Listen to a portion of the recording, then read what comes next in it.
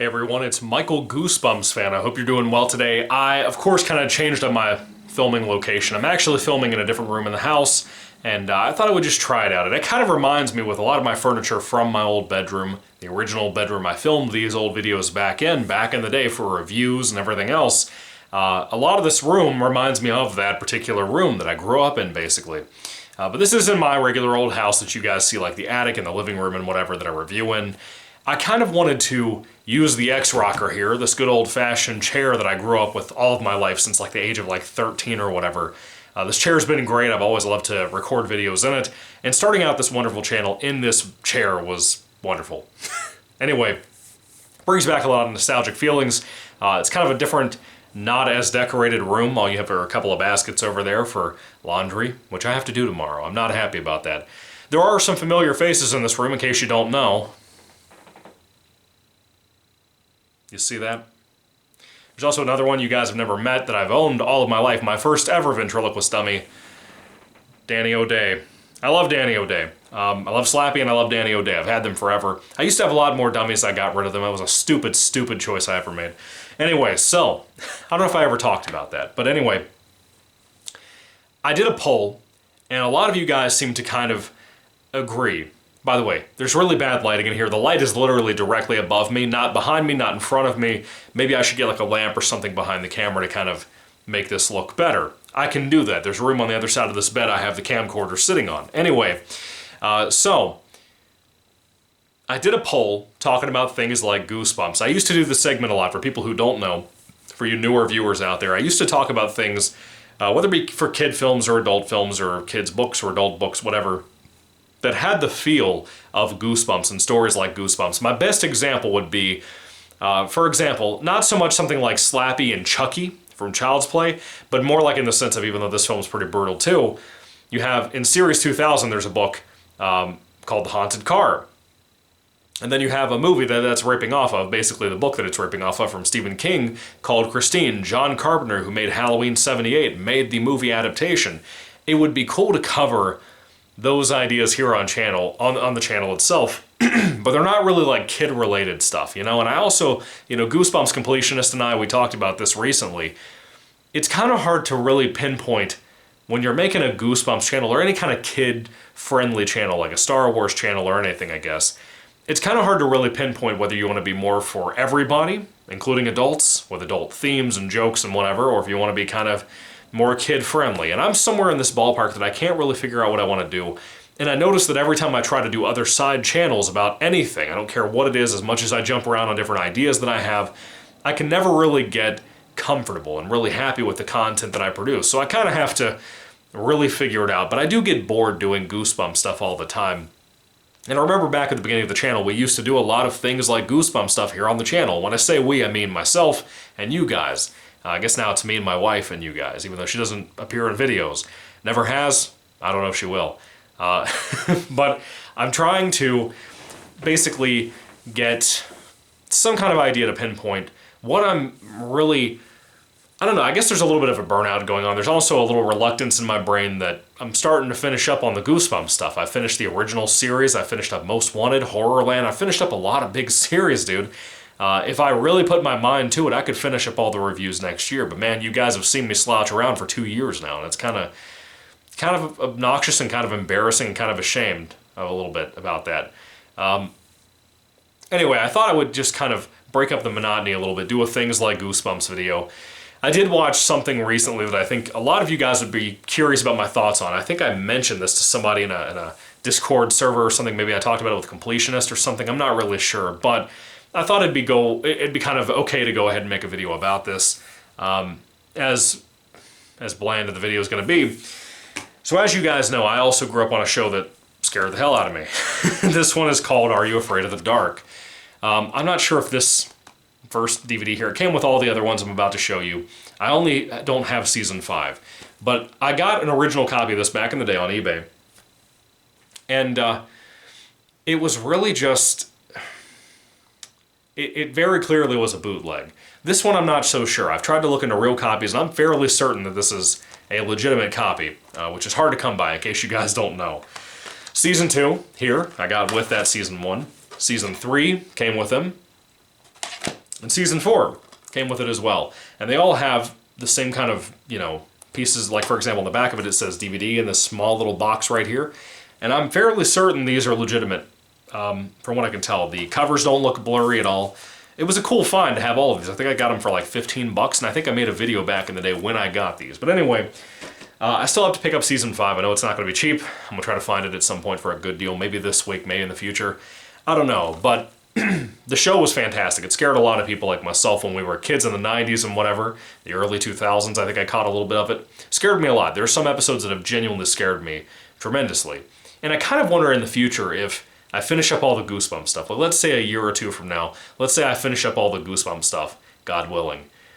What do I do from that point on? Well, I don't know. Maybe I could do a video on each of the episodes of that show. I don't really know what to think or what to do with this channel after I finish up the Goosebumps stuff, aside from news stuff. What do you even do with that?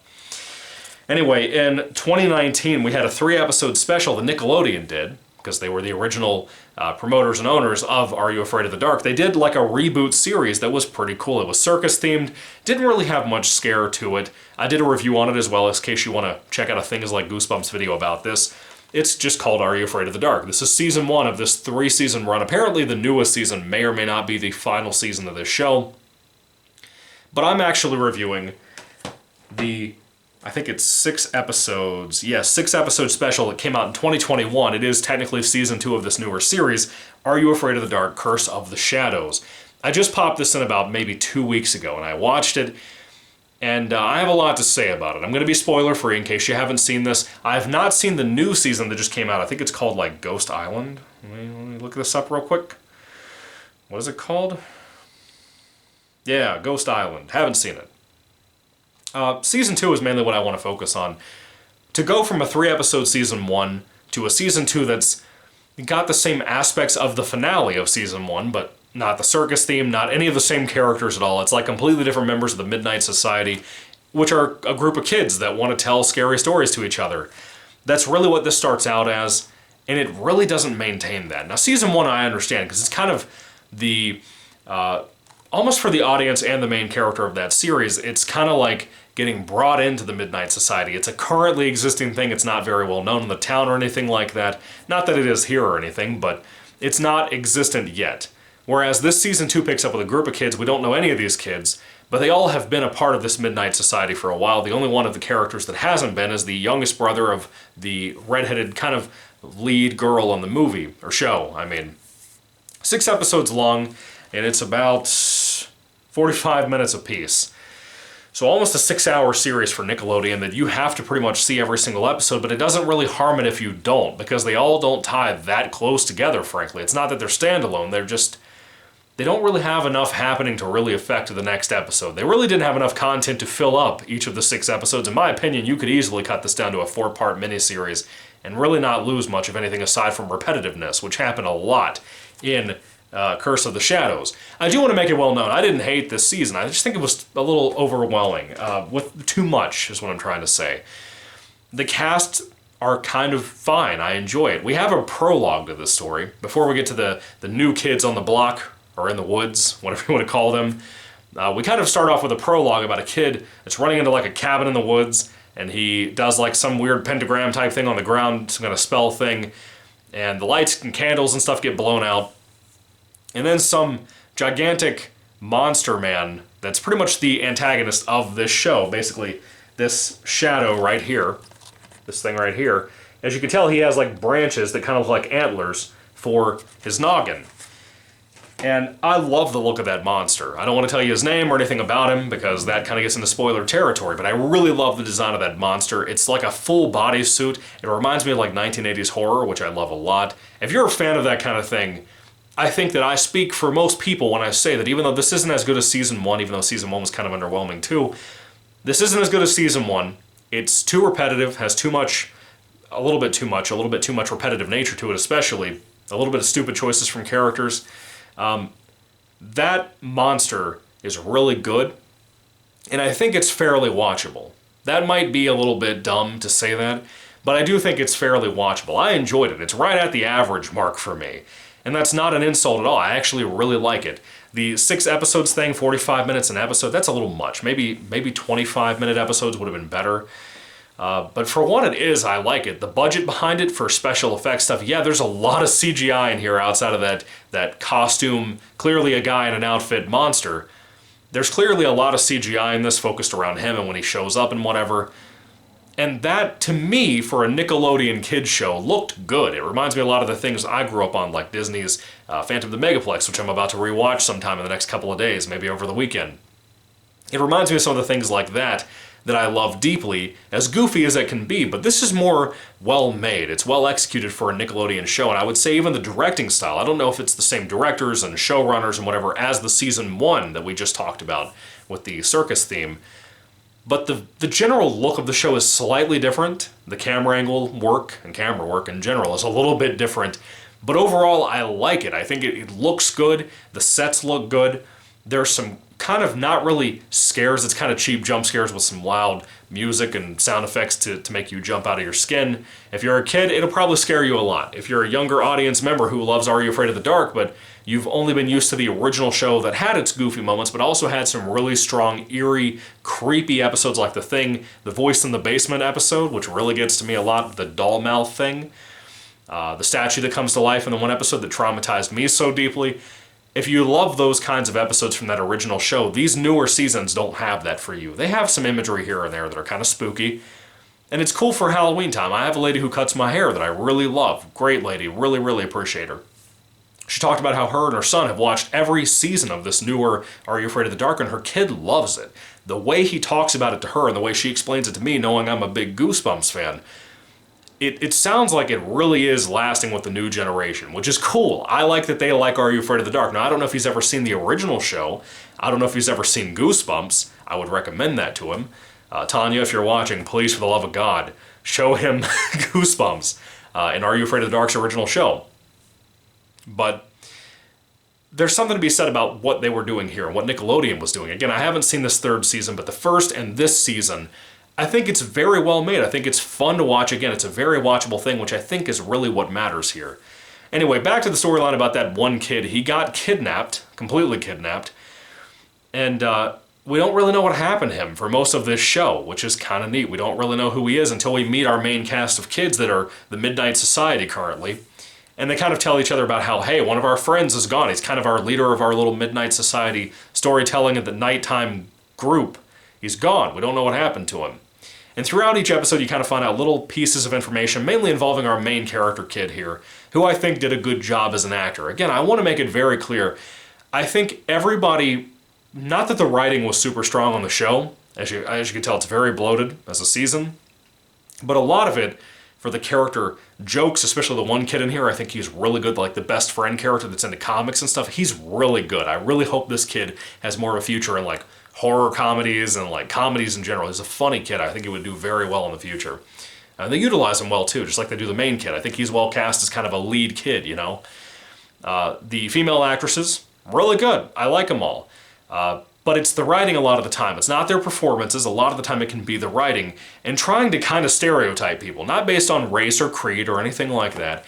Just, for example, if you're a girl in this show, mainly the redheaded girl, the main love interest girl of our main guy, she constantly has to be the self-portraying, not self-portraying, that's not the right word, but like, if you notice with a lot of modern day media, every superhero you love in modern day comic books has to talk like these weirdo writers that write them at Marvel and DC. And say what you will about any part of it, it doesn't matter, it's still poor writing. A lot of the time it's a self-insert, as my boy Ripa Universe, or Ripaverse, puts it. And it's true. It's true. I see it all the time. And now with this new She-Hulk finale, have you seen that? Great example of self-inserting into a story. I did that in my own story that I recently published that I made the video talking to you guys about. It happens. Writers do it. It's kind of lazy, but you want to do something cool with that, or at least modify it enough to be kind of like what Stephen King did with the Dark Tower stuff. Being more on the side of humility and humbleness than making it like you're the coolest Chad in the room. You know what I mean? The redheaded girl in here, the main love interest girl, I like the character. It's just, most of the time, she's kind of a scumbag who's very rude to people. She's very arrogant. She wears like these weird feminist shirts. Like, this chick is like the militant type that wants to get in your face and break your nose over stuff. Like, she's kind of rude. However, this is the thing. The show itself makes a point to say, you know what, maybe you're saying some good things. Maybe the reason people aren't responding well to you, and this almost felt like somebody was calling out all of Marvel, DC, everybody that writes this way in the modern day society, whether it be for Hollywood or any other company, like I said. It felt like they were saying, you know what, and this is her friends talking to her, maybe you're too militant about your opinions. Maybe you're too rude, frankly. Maybe people don't really cooperate with discussion with you because of how mean you can be in discussion. I've come from a past where I'm like this too. Everybody has at some point. If you've ever been a teenager, you've been like this, I promise you. No matter how much you think you haven't been, you have been. Probably to your parents more than anybody. The show itself, it's interesting when it gets to character stuff like that, especially amongst the friends. The writing there is strong, I think. It's the scary stuff, it's the spoopy stuff, as it's called. That stuff isn't super effective. It's cool, it's well done, I guess to an extent, the way it's filmed, the way the CGI stuff is used, but a lot of the time it doesn't really hit me the way I think it should. This whole looking for the lost friend, leader of the Midnight Society thing, that's a cool storyline, but we don't do a ton with it. And for 6 episodes, it's very drawn out, very bloated. Like I said, bloated is the big word here. And it's good to know when I looked at season 4, I went back to like a 4-episode run for that season. That's good because this season feels like it's just the same thing every single episode. One of the biggest criticisms ever of The Walking Dead, one of the best shows to most people, not to me, but to most people, is that after season 1, season 2, season 3, season 4, so on and so on, it seems like every episode is the same exact formulaic thing. And I'm a Goosebumps fan. I know formula, bruh. But every episode of season 2 of Walking Dead was in starting little situation, very boring, everybody's talking on a farm for 45 minutes, episode ends with something interesting. Next episode starts up, kind of does something interesting with what the last episode ended on, boring talk for 45 minutes on a farm, do something interesting again. That rinse and repeat nature of this season of Are You Afraid of the Dark harms it a lot, and it really proves to me, at least, that even when I got to episode 3 of the season, and it felt like the show was about to wrap up with a couple of unanswered questions, and then it immediately started this whole ball rolling again, like almost like they had gotten like almost to the end of production originally, before COVID or something, or during COVID, and it felt like they had to then add in all this other crap that didn't need to be there to expand it double it to 6 episodes. It was way too much, in my opinion. It was just, it didn't work right. The pacing of it wasn't working right. And after a while of watching most of this in one day, I was bored, dude. I had to kind of take a break from it. For it to be well made, well done, and kind of a cool idea for a storyline, it just kind of fell apart. I think Are You Afraid of the Dark, just like with Goosebumps, this is going to be the big drawback for the new Goosebumps show too, in my opinion, when it comes out, for what I believe will happen. I feel like these shows work better in the formulaic, not even formulaic, but just standalone anthological episodes. Each episode needs to be its own thing. And if you want to do a two-parter, do a two-parter. But for the God's sake, can you please stop acting like these seasons matter so much? Having all of this stuff interconnected. You won't be able to do syndication with this and make it good without marathoning 6 hours of your day, Nickelodeon, of putting towards this show, or 3 episodes one day, 3 episodes the next day at the exact same time. To me, that seems like a pain in the tail. Why don't you just do standalone episodes and play the best of the best and the most well-received of all the fans that talk to you online all the time, and even the grown men like myself who review the stuff all the time? Why would you do this, let's tie everything together? To me, it just speaks, people don't know how to really appreciate what something originally was. Again, this new Goosebumps show idea, I have the same exact feelings about, not thrilled about it for that exact reason, because I need each episode to stand alone, I really do, because you're not going to be able to create something that's going to be that good episode to episode for multiple seasons forever and ever. It's not going to be good. However, you know what I can watch all the time? The Twilight Zone. You know what I can watch all the time that I still love? X-Files, even though it has its problems sometimes. You know what I can watch all the time? Tales from the Crypt. You know what I can watch all the time? Tales from the Dark Side. All those things for me aged extremely well because they knew what they were and they did well at being what they were. Even though they had weak seasons or weak episodes, they typically, at least per episode, had something that was worth going back to, or rewatching, or watching for the first time, or looking forward to the next episode you got to watch. For me, this show doesn't really pull that off. It has a lot of good and gloss and gliss to it, and bliss even, but a lot of it doesn't really work for me. Anyway, Are You Afraid of the Dark? Curse of the Shadows has a lot of flaws, but man, it's not bad. I really don't mean to rant about it as much as I did, but it's really solid. I like it a lot. I think it's a very decent looking show. I think it's a very decently written show for the most part, and decently acted. I think every kid in here did a really solid job for what they had to do with their roles. I think the directing was good. It really isn't bad at all. It's just weak. Really weak, even compared to the first season of this newer reboot series. I think it's kind of weak. That series was weak, but that series was a little bit stronger than what this was, mainly because it was half the length in the right way. What do you think about Curse of the Shadows? Do you love this? Do you hate it? Put all your thoughts and comments down below, folks. I would love to hear what you guys have to say about this new season, or newer, last year, whatever, season of Are You Afraid of the Dark? If I had to rate the thing on a 5-star basis, I know we're back to the things like Goosebumps thing, but I still did back in the day, for people who don't know, I still did the 5-star rating back in the day for these. If I had to rate this one, I would give it like a 3 out of 5 stars. It's worthwhile. Again, it's very watchable, very enjoyable. It's just not amazing. It's nothing I'd really, really highly recommend to you. I think you need to go out of your way to check it out. And it's just not that. It's just not that, and I really don't think people like it as much as people online, especially when this was coming out. I don't think it's as good as people made it out to be. I think a lot of people kind of fell out of interest and out of love with this season, from what I can tell. Kind of like what happened with Walking Dead, ironically enough. Anyway, 3 out of 5 stars for me. Weak season. I wish that it would be better, but we do have a 3rd season that's 4 episodes long. That could be the best season. I don't know yet.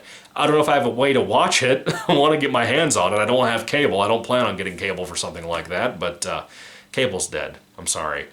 But is it on like Nickelodeon streaming? Is that a thing? Let me know all that down in the comment section down below too, so I can try to check it out. I don't think I've seen it on Amazon Prime anywhere where I can just rent the episodes until the physical DVD comes out. If I see the DVD first, or if I see a release date thing on Amazon, I'll pick it up first, and I'll just wait until then when I get to watch it. But it would be nice to watch it this month for you guys and do a video on that for a Things Like Goosebumps segment. Anyway, with all that being said, thank you guys for being here. Thank you for watching. I really appreciated you being here.